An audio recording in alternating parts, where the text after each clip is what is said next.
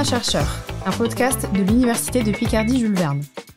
Aujourd'hui, nous accueillons Anaïs Maxzoum, doctorante en civilisation britannique. Bonjour Anaïs. Bonjour. On te remercie d'être parmi nous aujourd'hui pour ce 6e épisode de notre podcast Dans la peau d'un chercheur. Pour commencer, je vais te laisser te présenter à nos auditeurs. Oui, alors je m'appelle donc Anaïs Maxzoum, je suis doctorante en 3e année en civilisation britannique. Donc je travaille en civilisation britannique sur la décolonisation, la post-colonie et puis plus précisément sur les institutions culturelles. Donc ça fait 3 ans que je suis à l'UPJV et je suis aussi chargée de cours, donc je donne des cours la moitié de l'année à l'UFR de langue. Et je suis rattachée à un laboratoire d'anglicistes, ce qui n'est pas si courant que ça. Donc ça veut dire qu'on est tous spécialistes des études anglophones dans mon labo, avec des spécialisations différentes. Moi, je suis en civi, mais il y a des linguistes, des littéraires, des gens qui font du cinéma, etc. Et moi, je travaille donc plutôt en civilisation contemporaine. Donc je travaille sur la 2e moitié du XXe siècle. Voilà. Ok, et donc c'est quoi le sujet de ta thèse ? Alors le sujet de ma thèse, donc moi je travaille sur les musées et les institutions culturelles à Londres entre les années 60 et 90, et plus précisément sur les représentations du Commonwealth dans ces institutions, et dans une en particulier qui s'appelle le Commonwealth Institute, qui n'existe plus maintenant mais qui a été actif entre 62 et 2002-2003. Et donc le Commonwealth, pour le dire en très gros, c'est ce qui chronologiquement a succédé à l'Empire britannique, donc qui a commencé à se déliter dans la 2e moitié du 20e, donc à partir des années 50-60. Et moi, ce qui m'intéresse dans ma thèse, c'est d'examiner comment est-ce que le passage, entre guillemets, même s'il n'y a pas de suivi vraiment chronologique, mais enfin en tout cas... c'est plus compliqué que ça, mais comment le passage de l'Empire au Commonwealth, qui est une association cette fois d'États indépendants, a pu permettre de repenser les rapports entre le Royaume-Uni et des pays qui étaient anciennement des colonies et qui désormais sont des partenaires politiques qui sont censés être égaux et surtout indépendants dans l'association. Et donc moi, ce qui m'intéresse le plus, c'est d'utiliser les espaces culturels comme prisme pour étudier ces questions-là. Parce que du coup je travaille sur la question des représentations, donc au sens large, dans toute la polysémie du terme, par 2 angles principaux. D'abord un angle un peu politico-diplomatique, où j'étudie la façon dont les espaces culturels et donc l'institut que j'étudie en particulier permettent une forme de... Voilà, ce sont des espaces de circulation politique où il n'y a pas que des acteurs culturels, il y a aussi des diplomates, des représentants politiques, etc. qui circulent. Il y a des discours politiques qui sont formulés au sein de cette institution, et donc c'est aussi un lieu où se crée une diplomatie culturelle particulière. Donc ça, c'est un peu le premier aspect. Puis le 2e type de représentation que j'étudie, c'est les représentations plutôt artistiques cette fois, en travaillant sur l'intégration ou non d'artistes venus du Commonwealth sur la scène culturelle londonienne. Et donc le Commonwealth, c'est un ensemble qui est énorme, donc évidemment je travaille pas sur tout le Commonwealth, qui c'est très très très ambitieux, mais moi je me concentre plus particulièrement sur les Caraïbes. Initialement, je voulais me concentrer à la fois sur l'Afrique et les Caraïbes, mais pour des raisons de faisabilité de ma thèse, je me concentre surtout sur les Caraïbes. Mais du coup, je travaille sur la façon dont ces artistes d'héritage africain, caribéen, surtout caribéen, naviguent la scène artistique londonienne à partir des années 60-70, et comment est-ce que, en fait, leur interaction avec les institutions culturelles va être aussi un prisme pour étudier le contexte social, idéologique, politique plus large. Donc voilà, tout ça, c'est les questions. Voilà, ça se résume sous ce que moi je décris comme les représentations du Commonwealth, mais c'est vraiment un terme qui est très polysémique et c'est tout l'enjeu, quoi. Ok, super. Et donc, pourquoi ce sujet-là, finalement, parmi tous les sujets qui existent dans l'histoire britannique ? Eh ben, c'est une très bonne question. Et très souvent, quand on me la pose, je sais pas toujours comment répondre, parce que je pense que c'est un processus, quoi. C'est-à-dire que moi, c'est parti vraiment je savais que je voulais travailler sur les questions coloniales, post-coloniales. Même avant, en fait, de me spécialiser en anglais, j'ai fait une prépa et une prépa littéraire, et pendant ma 2e année de prépa, le programme d'histoire, c'était la colonisation française en Afrique. Et en fait, ça a été vraiment un peu un élément déclencheur pour moi, parce que déjà, je me suis rendu compte que c'était pas du tout des questions que j'avais abordées dans mon parcours scolaire. Et donc, je me suis aussi rendu compte à quel point c'était des questions qui m'intéressaient. Et donc, ensuite, je me suis spécialisée plutôt en études anglophones. J'ai découvert l'Empire britannique, qui est à plein d'égards encore plus fascinant que l'Empire français parce que c'est pas du tout le même fonctionnement. Et donc, je savais que je voulais travailler plutôt sur la période décoloniale, post-coloniale. Moi, ça m'a toujours un peu intéressé, les processus en fait de transformation. Et en fait, ça a été vraiment de travail en travail. En master, mon premier mémoire, c'était plus politique. J'ai travaillé sur l'indépendance du Soudan. Sur le conflit anglo-égyptien autour de l'indépendance du Soudan dans les années 50. Et en fait, je l'ai abordé par le prisme d'un journal illustré britannique. Et donc, ça m'a beaucoup intéressée. J'ai beaucoup aimé travailler dessus, mais je me suis aussi rendu compte que, justement, le côté journal illustré, les matériaux culturels, c'était ça qui m'intéressait. Et que j'avais envie de placer les objets, institutions culturelles au centre de mon travail. Et donc après, en M2, j'ai essayé de rechercher un peu plus, de façon un peu plus large, et je savais que je voulais un peu travailler sur les musées. Et j'ai découvert l'existence du Commonwealth Institute en M2. Donc j'ai déjà fait mon mémoire de master dessus, mais sur ses premières années d'existence, je travaillais sur les années 60-70, et surtout d'un aspect plutôt institutionnel. C'était vraiment, comment est-ce que c'est une institution qui s'insère dans une dynamique d'institutionnalisation plus générale du Commonwealth, comment est-ce que c'est une institution qui reflète un changement de paradigme politique entre l'Empire et le Commonwealth. Et puis en fait, j'ai découvert aussi pendant mon master qu'il y avait toute une partie de l'Institut qui n'avait pas du tout été étudiée, notamment la partie artistique, parce qu'il y avait une galerie d'exposition qui a été très peu étudiée. Et en fait, juste c'est vraiment de mon sujet de master que a découlé vraiment mon sujet de thèse, quoi. Mais ça a été un peu, je pense, comme beaucoup de sujets, des hasards. Je suis tombée sur telle institution, pas telle autre. Je savais juste que je voulais travailler dans ce contexte-là, sur des questions culturelles. Mais après, mon objet précis, il s'est affiné au fur et à mesure. Même maintenant, ce que ma thèse est aujourd'hui pas grand-chose... Enfin, si, quand même, mais n'a plus grand-chose à voir avec la façon dont je l'avais pensé avant de la commencer, quoi. Ok, ça marche. Et justement, au cours de tes recherches, est-ce que tu penses avoir fait des découvertes, des choses qui t'ont marqué plus que d'autres ou pas ? Il n'y a pas des choses qui m'ont marqué plus que d'autres. Je pense que globalement, c'est des recherches qui sont un peu...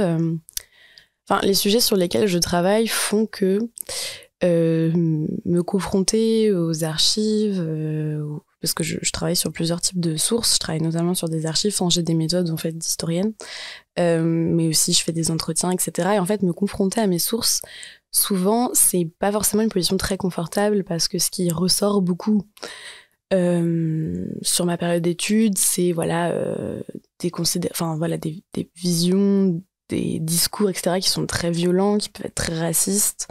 Et donc ça, c'est plutôt... moi, j'avais beaucoup tendance à dire, quand je commençais mes recherches, à dire que j'adorais mon sujet, mais que j'étais tout le temps en colère. Et c'est vrai que j'ai pas forcément d'événements marquants où je me suis dit, purée, ça c'est fou, mais c'est plutôt des choses qu'on peut potentiellement anticiper, des choses qu'on peut percevoir, et en fait, quand on est confronté aux sources, on se rend compte de l'étendue de ces questions-là. Donc, c'est plus des choses qui, assez régulièrement, je suis un petit peu atterrée. Mais après, je pense que c'est normal. Après, des fois, c'est plutôt des surprises aussi par rapport aux sources.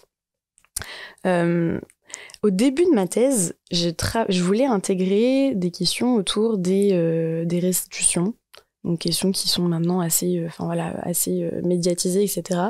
Mais les demandes de restitution de la part de pays dont certains objets, artefacts ont été acquis par la violence pendant la colonisation. Et maintenant, il y a des demandes, etc. Moi, c'était quelque chose qui m'intéressait. Donc, j'ai beaucoup travaillé sur le British Museum au début de ma thèse. Et alors, une découverte pas très agréable que j'ai faite en essayant d'aller aux archives là-bas, c'est que, en fait, les archives du British Museum ne sont pas cataloguées. Ce qui est, ce qui est déjà assez rare, et ce qui en plus rend la recherche extrêmement compliquée, puisqu'en fait on n'a aucun accès à ce qui est contenu dans les archives. Ça veut dire que quand on veut consulter des archives, on doit exclusivement s'adresser aux archivistes et s'appuyer sur leur savoir, leur bon vouloir aussi. C'est vraiment, on est dans une dépendance très forte aux archivistes, et donc j'étais très surprise. Et en même temps, dans le contexte de mon travail sur ces questions-là, quelque part, c'est très parlant aussi, qu'une institution comme le British Museum ne catalogue pas ses archives. Donc c'était plutôt des petites choses comme ça, où rien de très... pour une personne extérieure, c'est pas quelque chose de très excitant, comme découverte, mais c'est vrai que c'est un peu des petites choses comme ça qui se passent des fois dans le travail, où on se dit,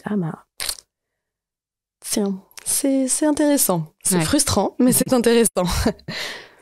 Ok, ça marche. Merci pour ces explications. Je vais revenir un petit peu en arrière parce que tu disais que donc, tu menais ta thèse et aussi tu étais chargée de t'aider. C'est ça. Donc voilà, comment ça s'organise concrètement et comment toi, tu arrives à vraiment avancer sur ta thèse avec toutes ces missions annexes? Ouais, bah alors pour être honnête, je suis assez contente en fait d'avoir cette mission d'enseignement parce que en fait ça me permet de vraiment organiser mon temps, je trouve, de façon beaucoup moins pesante que si je faisais vraiment ma thèse à 100%.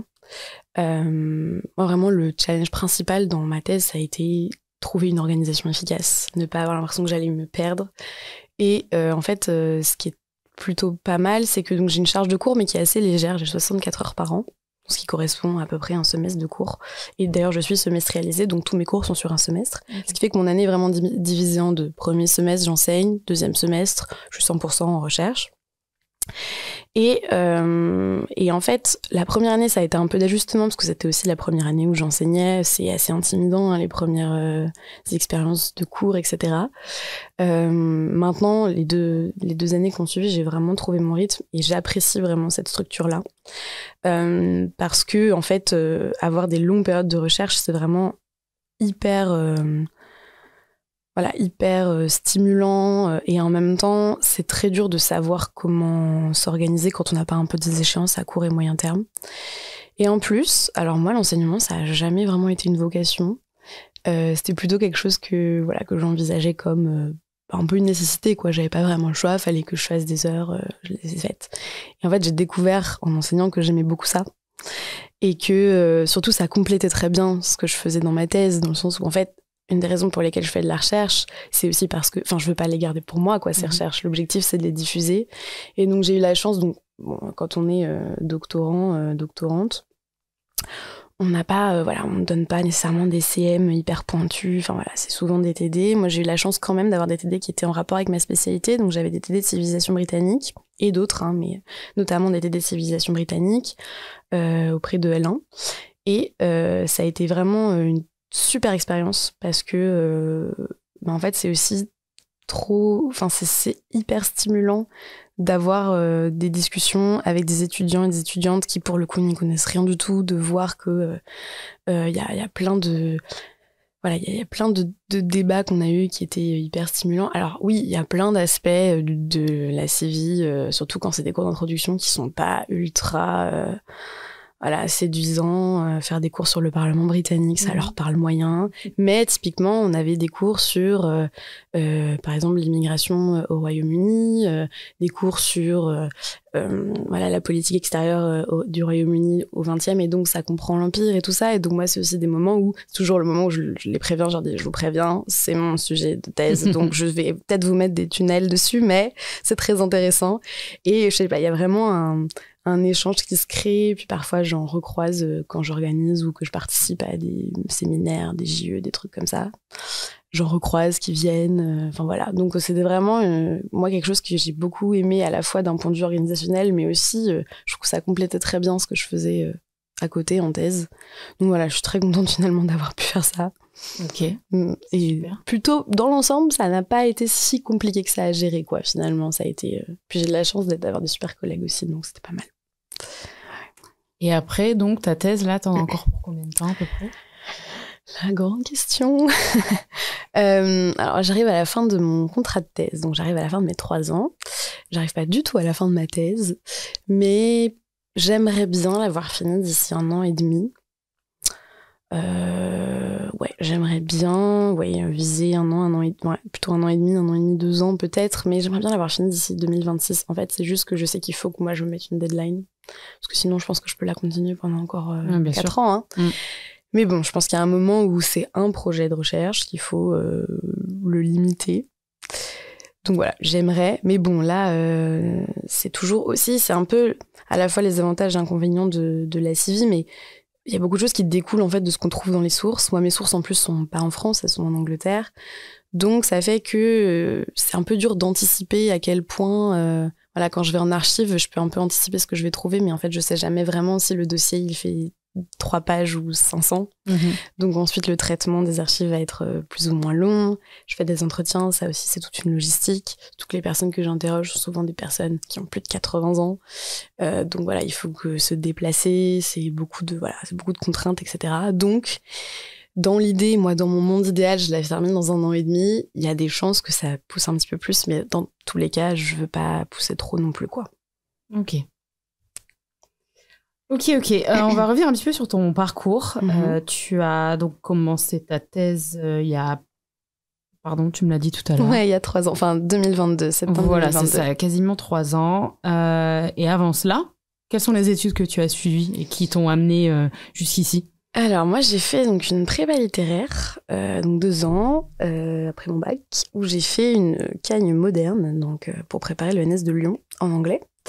Et à l'issue de cette prépa, j'ai été reçue à l'ENS de Lyon. Donc j'ai fait un parcours alors c'est 4 ans, la scolarité normalienne, on peut pousser un peu plus. Moi j'ai fait 5 ans pour avoir une année justement en RAB où je préparais mon projet de thèse.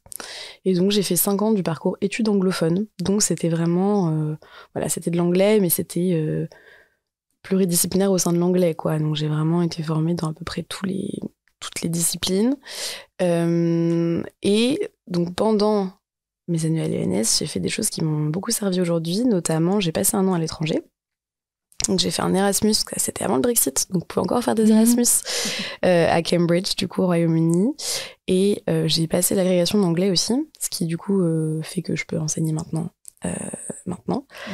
Et du coup, en fait, pendant mes années à l'ENS, c'est là que j'ai choisi de me spécialiser en CIVI. Parce que c'est un choix qu'on fait plus ou moins selon les sujets de master qu'on choisit. Mais du coup, ensuite, moi, ça m'a permis de me spécialiser. Et donc, j'ai eu la chance de pouvoir... je me suis organisée pour faire une 5e année, qui était une année vraiment de projet long de recherche, qui est quelque chose de vraiment hyper confortable quand on a envie de faire de la recherche. Parce que j'ai vraiment eu une année entière pendant laquelle j'ai pu déjà aller à Londres pour aller prospecter mes archives et rédiger mon projet de thèse, candidater pour avoir un contrat doctoral, etc. Donc c'était vraiment très chouette.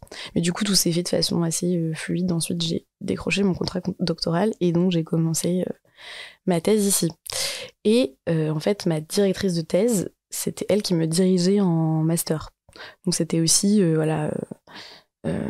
vraiment mon projet de thèse s'inscrit vraiment dans la continuité de ce que j'ai fait avant, quoi. Donc c'est un projet, ça fait du coup plusieurs années qu'on travaille ensemble avec ma directrice, donc voilà pour mon parcours. Est-ce que tu te plais à l'UPJUE ? Ouais, franchement ouais. Déjà parce qu'en plus du coup j'y suis un peu doublement insérée vu que je suis à la fois doctorante et que j'enseigne. Et d'ailleurs je pense que j'ai plus de contact avec mes collègues plutôt du volet enseignement qu'avec... on n'est pas énormément de doctorants en plus dans mon labo. Mais alors non seulement je me plais à l'UPJV, déjà, c'est vraiment pas... Mais en fait j'ai adoré mes étudiants. C'était vraiment trop chou. Et ça, c'est un des premiers trucs qu'on m'a dit quand je suis arrivée, c'était tu vas voir, franchement, ils sont sympas. On a vraiment, ils sont mignons, quoi. Et c'est vrai que j'ai eu des super expériences avec les étudiants. Mes collègues, ça s'est très bien passé aussi. Mon labo, en fait, on a un tout petit labo.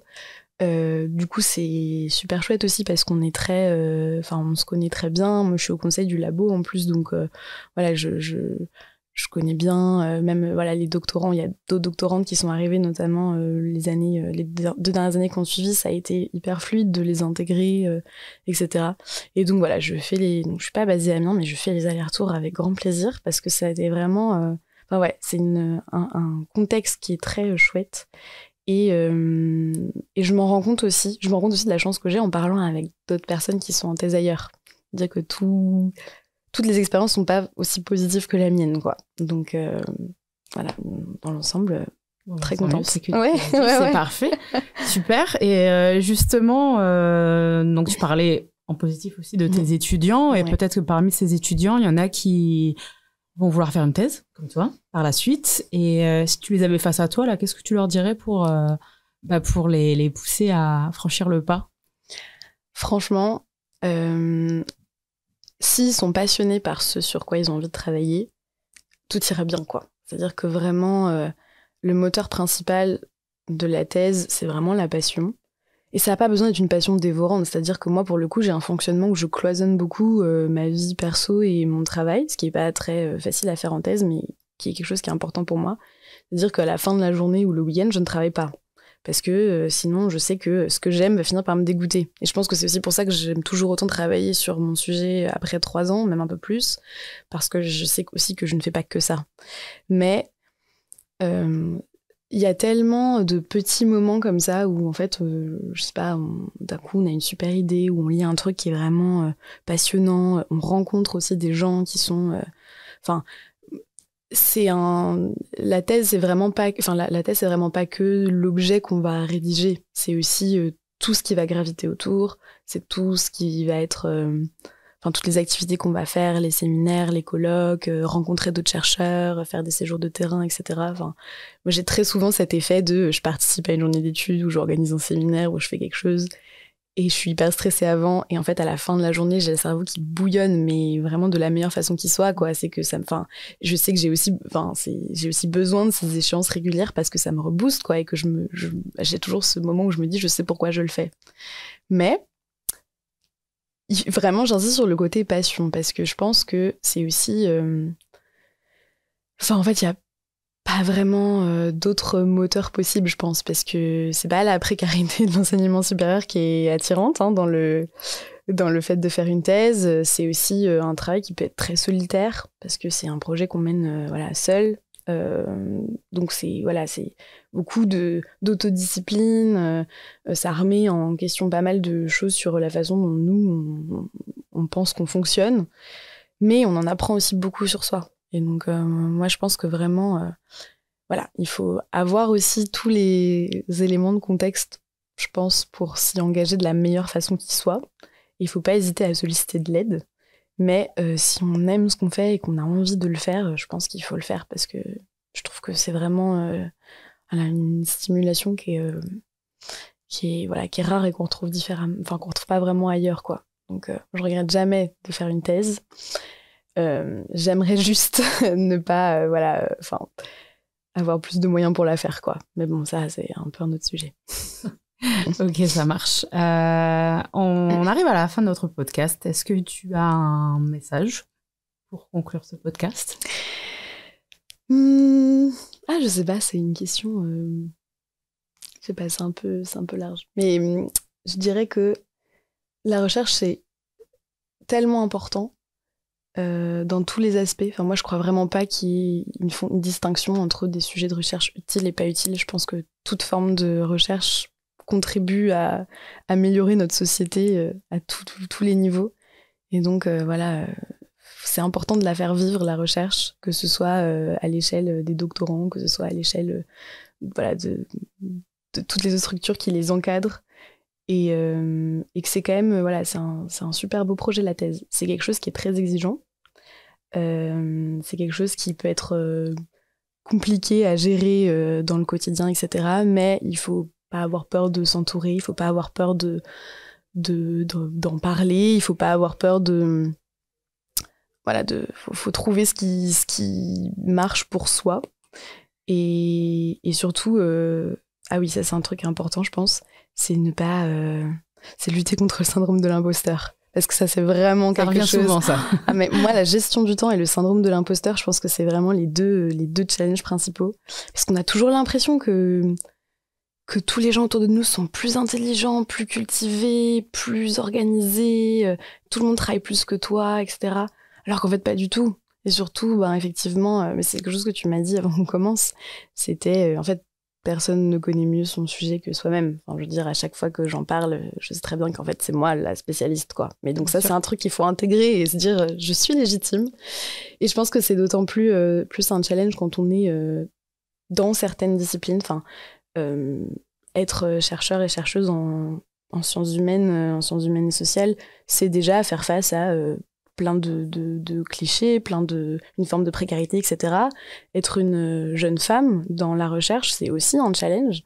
C'est faire face à beaucoup plus d'obstacles que nos homologues masculins. C'est devoir asseoir une légitimité qu'on accorde plus volontiers à nos homologues masculins, même dans des disciplines comme les miennes, qui sont des disciplines plutôt féminines, à majorité féminine. Donc voilà, c'est quelque chose qui est très naturel de ressentir, mais faut se dire que voilà, voilà, la thèse, c'est un projet qui mérite d'être mené dans tous les cas et que on a tous et toutes notre légitimité à faire de la recherche. Voilà, ce serait peut-être sur ça que je conclurai. Bon, clôture en beauté avec ceci. Eh bien, je te remercie, Anaïs, et merci à vous, chers auditeurs, de nous avoir suivis. C'était donc le dernier épisode de notre podcast Dans la peau d'un chercheur. Merci à tous de nous avoir suivis et n'hésitez pas à réagir en commentaire sur ce dernier épisode. Encore merci, Anaïs. Merci.